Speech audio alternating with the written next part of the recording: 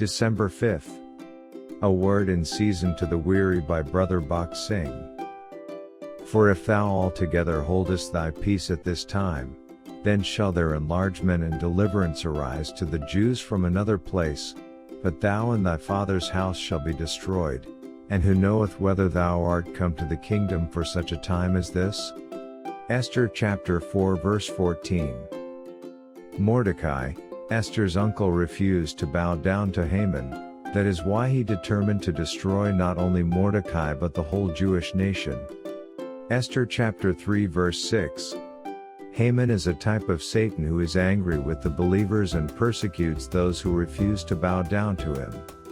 Haman was full of wickedness and wanted to kill all the Jews. If his scheme had been successful, all the Jews would have been killed in one day. To save his people the Jews, God raised Esther for that period. She never knew why she was brought to such a high position.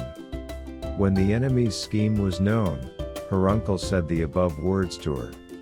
Esther chapter 4 verse 14. Mordecai speaks of believers who refuse to bow down to Antichrist and the false prophet in the end days. In Revelation chapter 13 verse 15, we read that the enemy would raise up an image of the beast and persecute and kill those who refuse to bow down to it. The man-child in Revelation chapter 12 verse 5 speaks of those believers who refuse to worship the image. They are the overcomers who will rule with a rod of iron in the millennium. Revelation chapter 2 verses 26 and 27. The woman in Revelation chapter 12 verse 1 with a crown of 12 stars wearing the sun and the moon speaks of the church. Among many names given to the Lord Jesus Christ, one is the Son of Righteousness. Malachi chapter 4 verse 2. The moon by itself has no light, but the light of sun falling on the moon reflects the light. The moon under the feet of the woman speaks of the prophets who receive the message of the Lord and give it to the church.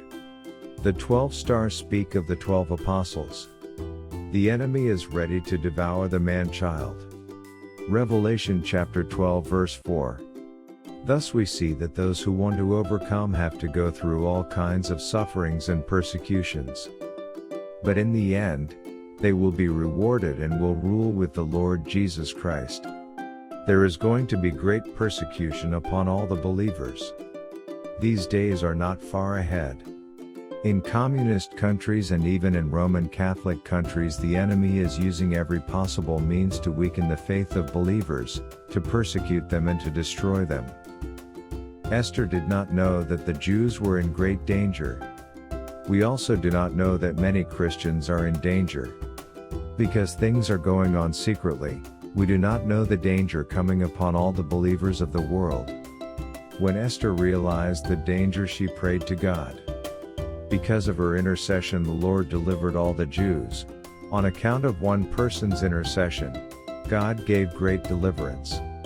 Even though we are few in number, through our prayers the Lord will deliver many believers from persecution and all trials.